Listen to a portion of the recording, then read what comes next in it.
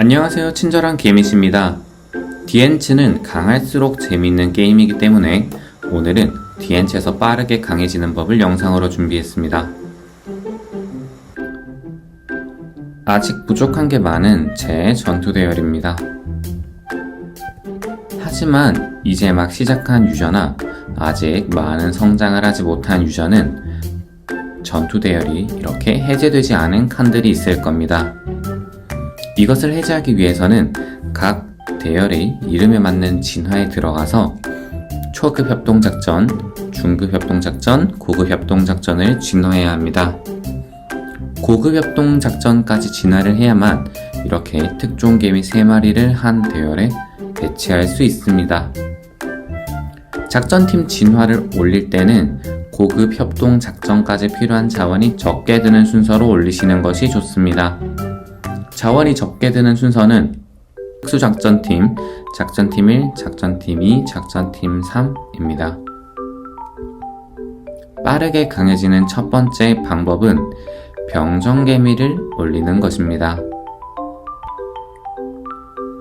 병정개미는 운송, 사수, 근위 3종류가 있습니다. 3가지 모두 키울 수도 있지만 생물잔의 야생동물 특종개미들을 모두 3종류에 맞춰서 올리기 어렵기 때문에 후반에는 한 종류만 키우게 됩니다. 그렇기 때문에 각자의 특징을 잘 참고하셔서 본인에게 맞는 병정개미 진화에 투자하시는 것이 좋습니다. 그 중에서도 별표 표시를 해둔 운송개미의 경우 사수유저나 근유저도 야생동물을 잡을 때 채집을 할 때 많이들 사용하시기 때문에 저랩 구간에서는 운송개미를 우선으로 육성하시는 것을 추천드립니다. 각자의 장단점이 있지만 이를 이미지로 표현하자면 이런 느낌이 되겠습니다. 운송개미를 한번 예로 들어보겠습니다. 병정개미는 총 10단계가 있습니다. 1을 숫자 뒤에 t를 붙여서 1t, 2t, 3t, 10t 이런 식으로 부릅니다. 숫자가 높을수록 더 강해지고 윗단계로 갈수록 한 단계의 격차가 더 커지기 때문에 더 높은 병정개미를 빠르게 부화해야 빠르게 강해질 수 있습니다. 8T 병정개미까지는 건물 레벨만 올리면 부화가 가능하고 9T 개미를 부화하기 위해서는 진화의 운송개미 부화 제일 아래 있는 레벨 9 운송개미 해제를 진화해야만 부화가 가능합니다.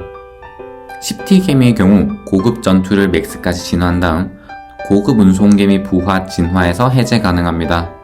9T 병정개미를 해제하기 위해서는 많은 생물잔해가 필요하고 10T 병정개미를 해제하기 위해서는 훨씬 더 많은 생물잔해들이 필요합니다.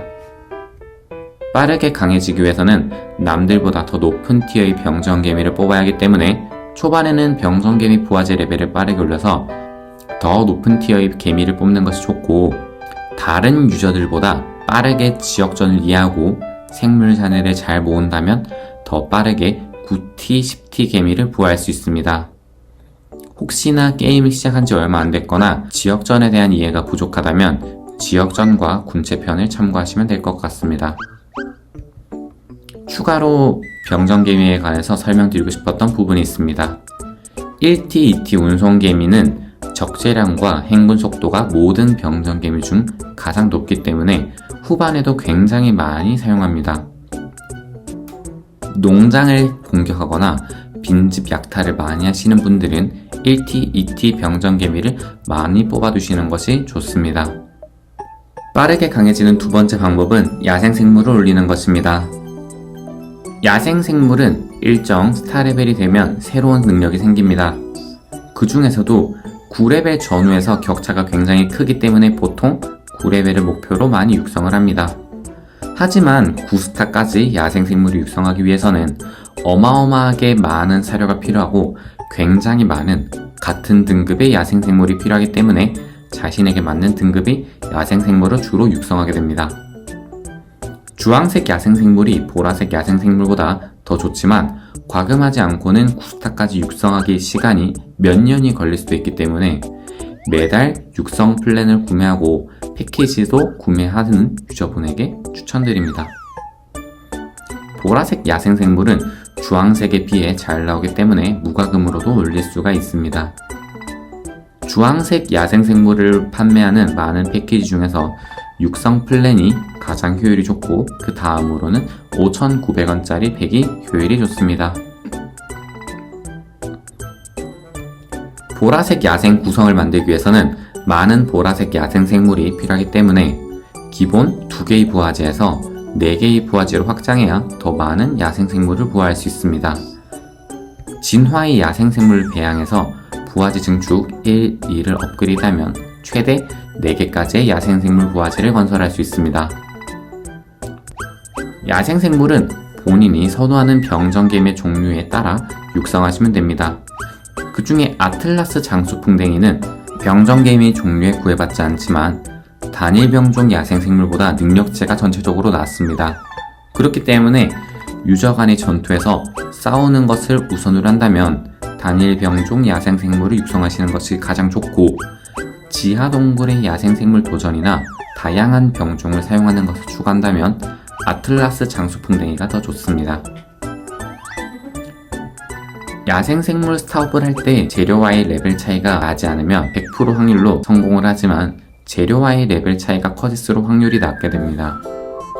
45%의 확률과 20% 확률로 스타업을 하는 것이 경제적이고 효율이 좋지만 경험상 100% 확률로 스타업을 하는 것이 정신건강에 좋습니다. 야생생물과 관련해서 많은 분들이 궁금해하시는 부분인 보라야생과 주황야생 비교입니다. 같은 특종개미와 병정개미일 때 기준이며 특종개미의 스킬에 따라서 조금씩 차이가 있을 수는 있습니다. 빠르게 강해지는 세 번째 방법은 좋은 특종개미를 효율적으로 성장시키는 것입니다. 앞의 특종개미 영상에서 사용했던 표입니다. 이 중에 본인이 가지고 있는 개미와 비교하여서 티어가 높은 개미를 우선으로 육성하면 될 것 같습니다. 가장 우선으로 육성해야 하는 개미는 앞의 표에서 티어가 높고 6번 스킬을 해방했는 개미입니다. 예를 들어 흑군개미 6번 스킬을 열기 위해서는 금갑개미나 다른 개미의 껍질이 아닌 같은 흑군개미의 껍질이 필요하기 때문에 6번 스킬을 열기 위해서는 운이 좋아야 합니다. 그렇기 때문에 특종개미를 우선으로 육성할 때는 1티어, 2티어 개미들 중 6번 스킬을 해방했는 개미들을 우선으로 육성하시는 것이 좋습니다. 특종개미 스킬은 화면에 보이는 순서대로 올리시는 것이 좋고, 스킬을 9레벨, 10레벨에 올릴 때 가장 많은 변이 포자를 소모하기 때문에 한 스킬을 10레벨까지 올리지 않고 여러 스킬을 7, 8레벨까지 올리는 것이 더 효율적으로 전투력을 올릴 수 있습니다. 디엔츠는 전투력이 1000만인 부대가 10개 넘게 모여있어도 전투력 4500만인 강한 한 부대를 이길 수가 없습니다. 그렇기 때문에 초반에 언급했던 진화에서 중급 협작 여러 개보다 고급 협작 한 개를 집중해서 올리시는 것이 중요합니다. 특종개미도 마찬가지로 몇몇 스킬을 올린 특종개미 여러 마리보다 모든 스킬을 올린 3마리가 더 강하기 때문에 처음 3마리까지는 좋은 특종개미에게 집중적으로 투자하시는 것을 추천드립니다.